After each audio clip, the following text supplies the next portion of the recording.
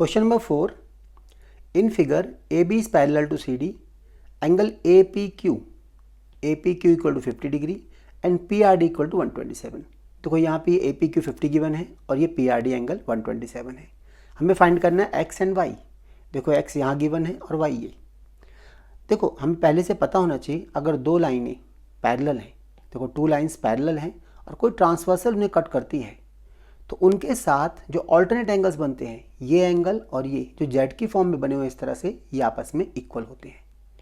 देखो हमारे given question में ये 50 एंगल एक्स के इक्वल होगा क्योंकि ऑल्टरनेट है। It means angle P Q R is equal to angle A P Q. Reason क्या होगा? Alternate interior angles. Angle P Q R हमारे पास है एक्स, तो x इक्वल टू, और ये 50 गिवन है तो ये 50 आ गया। तो फर्स्ट पार्ट का हमारा जो फर्स्ट पूछा गया था वो आंसर आ चुका है। अब रह गया y निकालने के लिए। y निकालने के हमारे पास डिफरेंट तरीके हैं कई सारे। एक तो ये ले सकते हैं, देखो इस फिगर में अगर देखो ध्यान से तो ये इस तरह से गिवन है, ऐसे भी लाइन गई हुई है इसमें, तो ये पूरा एंगल इसके इक्वल होगा। देखो ये एंगल प्लस ये एंगल इक्वल टू ये ऑल्टरनेट एंगल्स, क्योंकि देखो यहाँ z की फॉर्म में बन रहा है ऐसे पूरा इस तरह से, इसे ऐसे समझो। देखो ये एक z बन रहा है इस तरह से, तो ये पूरा एंगल इस पूरे एंगल के इक्वल होगा।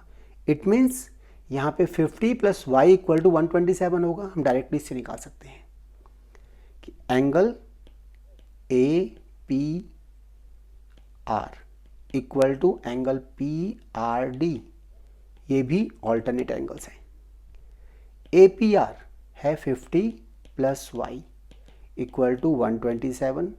It means y equal to 127 minus 50। अब इसको सब्ट्रैक्ट कर देते हैं तो ये आएगा 7 एंड 7 यानी 77। तो यहाँ y की वैल्यू आ गई।